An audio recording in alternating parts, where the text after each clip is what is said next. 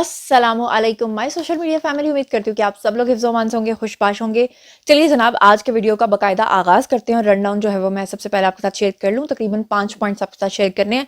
सबसे पहले मैंने आपको बताना है कि जी इरशाद भट्टी जो हैं उनका एक वीडियो लीक हो गया है और वो वीडियो थोड़े अरसा पुराना है और उसके बाद से इरशाद भट्टी का जीना हराम किया हुआ है जितने भी दूसरी पार्टीज़ को के फॉलोअर्स हैं, और ख़ास तौर पे ट्विटर पे उनके खिलाफ जो है वो एक बहुत ही मुहिम चली हुई है। उनका मजाक उड़ाया जा रहा है, ना सिर्फ मजाक उड़ाया जा रहा है बल्कि भट्टी रजिस्टर के नाम से इसको ट्विटर के ऊपर टॉप ट्रेंड और वायरल किया जा रहा है। बट भट्टी रजिस्टर का क्या मामला है, ये सारी कहानी भी आपके सामने रखूंगी। और आज आपको बताना है कि बुशरा बीबी की एक और ऑडियो लीक हो गई है और बुशरा बीबी इस वक्त खौफ के हमारे थर थर कांप रही हैं। उन्होंने जो है वो अदालत से रजू भी कर लिया है जिसमें वो कह रही हैं कि मेरे मजीद ऑडियोज को लीक होने से रोका जाए।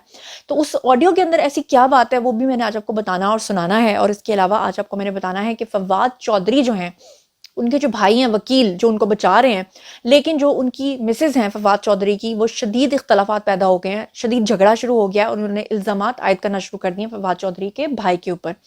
इनका आपस में क्या मामला हुआ है, क्यों आपस में दस्तों गिरेबान हो गए हैं, उसके बारे में हम बात करेंगे।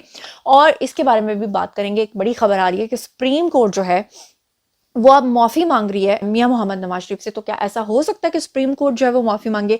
इसकी क्या हकीकत और सदाकत है वो भी मैं आज आपके सामने रखूंगी। चलिए जनाब, शुरू करते हैं पहली खबर से।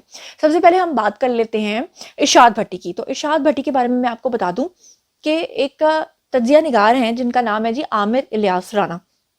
पिछले काफ़ी दिन से आमिर इलियास राना जो हैं ऑलमोस्ट हर चैनल के ऊपर बैठकर अपना तज्जिया पेश कर रहे होते हैं और हर चैनल के प्रोग्राम के अंदर जो गेस्ट होते हैं वो भी होते हैं और साथ में इरशाद भट्टी भी होते हैं। इरशाद भट्टी को वो जगह जगह जो हैं वो बातें लगा रहे होते हैं और वो कह रहे होते हैं, मतलब वो उनको शर्मिंदा कर रहे होते हैं इरशाद भट्टी को। और वो इरशाद भट्टी को कहते हैं कि वो पहले वो नाम नहीं लेते थे, वो कहते थे कि वो सहाफ़ी जो अपने साथ रजिस्टर लेकर घूमते थे। रजिस्टर का मतलब ये है कि जो जो जिन लोगों ने उनको लॉन्च किया था वो उनको रजिस्टर के अंदर पॉइंट्स लिखवाते थे कि आपने ये पॉइंट्स जो हैं बोलने हैं। इसके अलावा उनकी कोई काबिलियत नहीं थी, उनकी कोई एजुकेशन नहीं थी, वो सिर्फ और सिर्फ जो है सिफारिश के ऊपर भर्ती हुए थे। ये कहना था आमिर इलियास राना का। प्रोग्राम के अंदर आपने पिछले दिनों देखा होगा, अगर वो क्लिप मुझे मिल गया तो मैं आपको दिखाऊंगी, जिसमें आमिर इलियास राना के साथ जो है वो इरशाद भट्टी का बड़ा शदीद झगड़ा हो गया, जिसमें इरशाद भट्टी ने उनको बार बार जो है इस बात के ऊपर खासतौर पे वो चिढ़ गए जब आमिर इलियास राना ने उनको रजिस्टर का ताना दिया।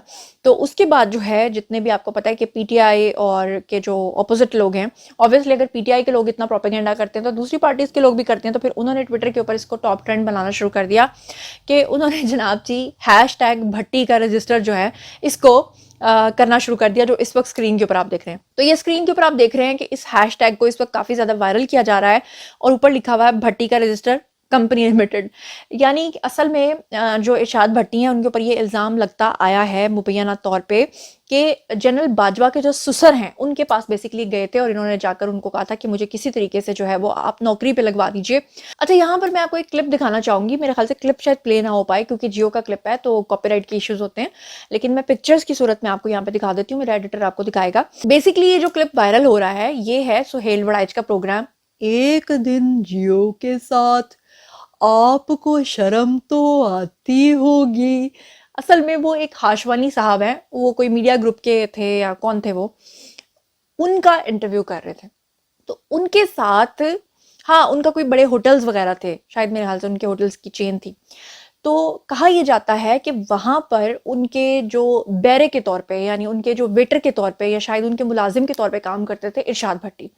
अब उनके ऊपर तनकीद ये की जा रही है कि इरशाद, वो जो इंटरव्यू वायरल हो रहा है उस पर पीछे पीछे जगह जगह आपको नजर आ रहे हैं इरशाद भट्टी, जो कि स्क्रीन के ऊपर इस वक्त आपको नजर आ रहा होगा। अच्छा, तो अब इरशाद भट्टी को बेसिकली बहुत ज्यादा ट्रोल किया जा रहा है और कहा जा रहा है कि ये तो एक वेटर थे, ये पढ़े लिखे भी नहीं थे, ये वेल क्वालिफाइड भी नहीं थे। और शायद इरशाद भट्टी ने अपने बारे में किसी इंटरव्यू में ये भी कह दिया था कि शायद वो पंजाबी में कहते हैं ना टिक्कियां टाफियां बेचा करते थे, सब्जी लगाया करते थे, ठेले लगाया करते थे।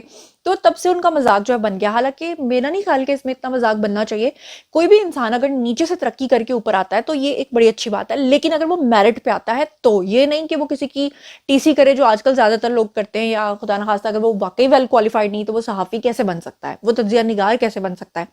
बहरहाल क्योंकि ये खबर थी तो मेरा फर्ज था पर्सनली इरशाद भट्टी मुझे बड़े पसंद है, मुझे अच्छे लगते हैं, लेकिन इरशाद भट्टी बेचारे जो हैं वो बड़े इस वक्त फंसे हुए हैं इस चीज़ के अंदर कि बिला वजह जो है उनके ऊपर ये बहुत ज़्यादा जो है वो इस वक्त भट्टी का रजिस्टर और इस तरह के टैग्स जो हैं वो इसको वायरल किया जा रहा है। बहरहाल चलते हैं जी अगली खबर की तरफ। अच्छा, अगली खबर जो है बड़ी इंटरेस्टिंग है, वो ये है कि बुशरा बीबी जो हैं उनके फ़ोन का तमाम डाटा जो है वो इदारों के पास है और आप देख रहे हैं कि वक्तन फ़वक्तन वो लीक हो रहा है। जैसे जैसे उस चीज़ से रिलेटेड कोई चीज़ आनी होती है वो चीज़ मार्केट के अंदर आ जाती है। उससे भी ज़्यादा इंटरेस्टिंग बात यह है कि बुशरा बीबी ने आज तक कभी डिनाई नहीं किया कि वो ऑडियोज़ जो हैं वो उनकी नहीं है। एक मरतबा उन्होंने ऑडियो से इनकार किया था कि वो उनकी ऑडियो नहीं है, वो तोशा खाना वाली आपको याद होगा ऑडियो।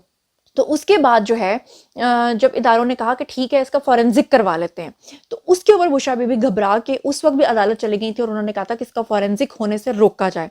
तो उसके बाद अदालत ने बुशरा बीबी को रिलीफ दे दिया था और उनका ऑडियो का फॉरेंसिक नहीं होने दिया था। लेकिन बहरहाल जो लोगों को पता चलना था उनको पता चल गया था कि क्या सच है क्या झूठ है।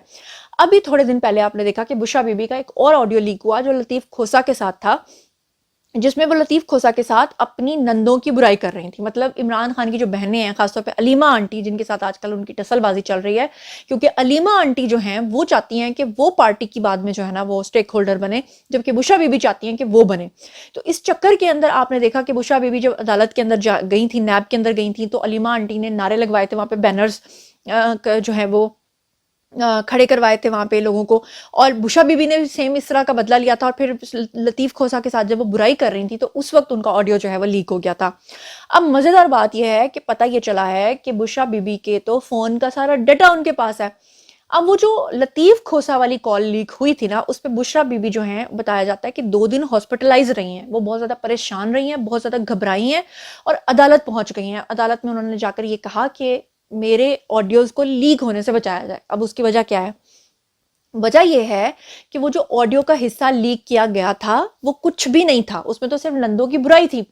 लेकिन असल में बताने वाले ये बता रहे हैं, जिन्होंने ये ऑडियो कॉल पूरी की पूरी सुनी है, वो ये बता रहे हैं कि उसके अंदर बुशरा बीबी लतीफ़ खोसा के साथ आगे फ्यूचर की पूरी प्लानिंग कर रही हैं और उस पूरी प्लानिंग के अंदर बहुत ही ख़तरनाक किस्म की चीज़ें जो हैं वो डिस्कस हुई हैं। अब जैसे ही बुशरा बीबी की कॉल का ये वाला पोर्शन लीक होता है तो बुशरा बीबी घबरा जाती हैं, क्योंकि उनको पता चल जाता है कि जिनके पास ये हिस्सा आ चुका है उनके पास बाकी का हिस्सा भी आ चुका है। इसीलिए बुशरा बीबी जो है वो 2 दिन हॉस्पिटलाइज रही हैं और बुशरा बीबी जो है वो जा पहुंची आगे अदालत के पास के बराए मेहरबानी इसको रोका जाए। और उस वक्त बताया जाता है कि बुशरा बीबी की तबीयत और भी ज़्यादा ख़राब हो गई जब जज साहब ने ISI को बुला लिया। ISI के बंदे को बुला के उन्हीं की ड्यूटी लगाई है कि आपने जो है वो रिपोर्ट देनी है कि ये ऑडियोस कौन लीक कर रहा है। उसके बाद बताने वाले बताते हैं कि बुशरा बीबी वापसी पे उल्टियां भी करती गई हैं, बहुत उनका बुरा हाल हुआ है। और ऊपर से आपने देखा कि किस तरह से ख़ावर मानिका से लेकर उनके जो जेठ हैं वो भी आ गए हैं और अब बुशरा बीबी के जो 2 बेटे हैं वो भी आने वाले हैं उनके खिलाफ गवाही लेकर। तो बुशरा बीबी जो है इस वक्त बहुत ज़्यादा शदीद इज़्तिराब का शिकार है। बहरहाल चलते हैं जी अगली खबर की तरफ। अगली खबर जो शेयर करनी है वो है जी फवाद चौधरी, उनकी मिसेस हिब्बा चौधरी और साथ में जो उनके भाई हैं फैसल चौधरी। इन तीनों के बीच में झगड़ा शुरू हो गया है और उसको लेकर फवाद चौधरी काफ़ी ज़्यादा परेशान दिखाई दिए। गुज़श्ता रोज़ आपने देखा कि जिस तरह से वो अदालत में पेश हुए, उनकी जो हालत थी वो स्क्रीन के ऊपर आप देख रहे हैं कि किस तरह की हालत में वो पेश हुए। अब जो हिब्बा चौधरी हैं यानी कि फवाद चौधरी की मिसेस, उन्होंने अपने जेठ के ऊपर जो है इल्ज़ाम आयद कर दिया। इल्ज़ाम उन्होंने क्या आयद किया है, असल जो अंदर की कहानी है वो मैं आपको बता देती हूँ। कहानी ये है कि जो उनके भाई हैं वो स्टेक होल्डर बनना चाह रहे हैं और जो उनकी मिसेज हैं वो चाह रही हैं कि उनकी जगह पे वो इलेक्शन लड़ें, क्योंकि अगर फवाद चौधरी जेल में होंगे तो हिब्बा चौधरी जो हैं वो लेंगी इलेक्शन में हिस्सा। लेकिन जो उनके भाई हैं वो चाह रहे हैं कि मैं सारी मेहनत कर रहा हूँ, बचा मैं रहा हूँ, PTI के ऊपर वैसे भी कब्जा सारा वकीलों का है, तो फिर अगर एक तरफ लतीफ़ खोसा हैं, तजाज एहसन है, बैरिस्टर गोहर हैं, शेर अफजल मरवत हैं, नईम जोथा हैं, पता नहीं कौन कौन है, चौथा है कि पांचवा है, तो वो कहते हैं कि मैं क्यों नहीं। अच्छा, अब ऐसे में जो हिब्बा चौधरी हैं उन्होंने जो इल्ज़ाम आयद किए हैं वो मैं आपके सामने रख देती हूँ।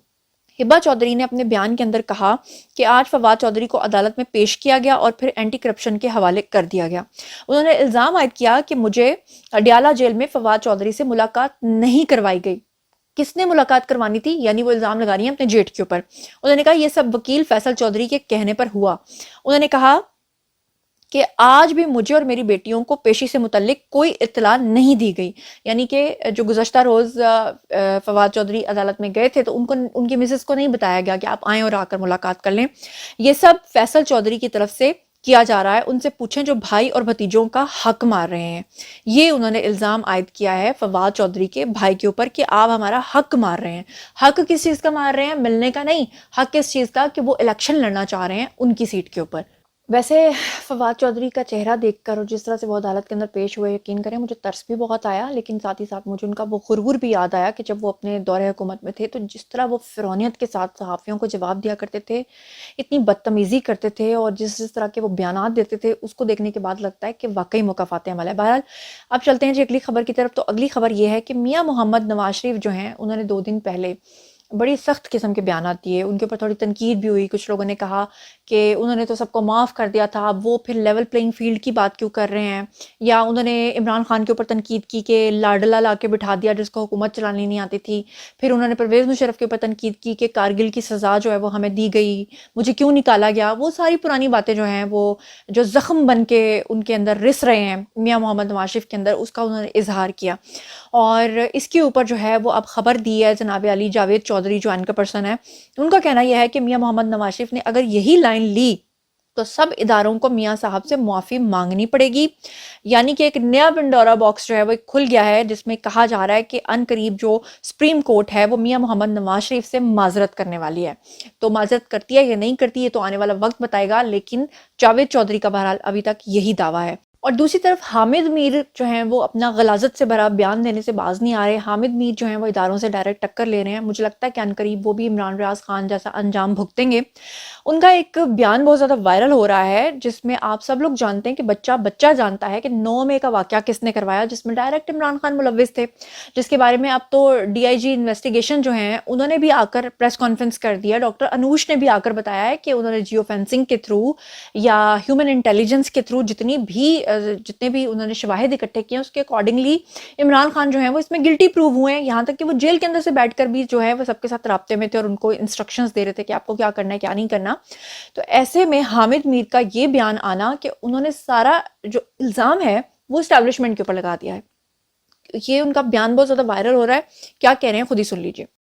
कि 9 मई को जो कुछ हुआ है ये दरअसल हमारे कुछ जो ताकतवर लोग हैं उनकी जो अपनी एक जमहूरियत के खिलाफ साजिशें और उनके जो गैर आईनी इकदाम थे और उनकी जो मनसूबा बंदियां थी, ये उसका एक हतमी नतीजा 9 मई के वाकयात की सूरत में सामने आया। जी तो जनाब आपने सुन लिया। इसके बाद अगर कोई रिएक्शन आता है या हामिद मीर को फिक्स किया जाता है तो फिर हामिद मीर जैसे लोग ही मलाला यूसुफजई की तरह भाग भी जाते हैं और फिर बयानात देते हैं कि जनाब हमारे ऊपर बड़ा जुल्म हुआ है, और फिर उस चीज़ की आड़ लेकर जो है वो बैरून मुल्क पॉलिटिकल असाइलम भी लेते हैं और इस तरह की हरकत भी करते हैं। बहरहाल क्या कहा जा सकता है। और अब मैं आपको एक ऐसी लड़की का बयान सुनवाने जा रही हूँ जो कि आज से 4 साल पहले इमरान न्याजी के दौर में मीडिया के खुद रिकॉर्ड के सामने आई थी, और ये काशाना की यतीम बच्चियों को किस तरह से जिनसी दरिंदगी का निशाना बनाया जाता रहा है, जिसके बारे में अफशान लतीफ़ ने भी बात की थी।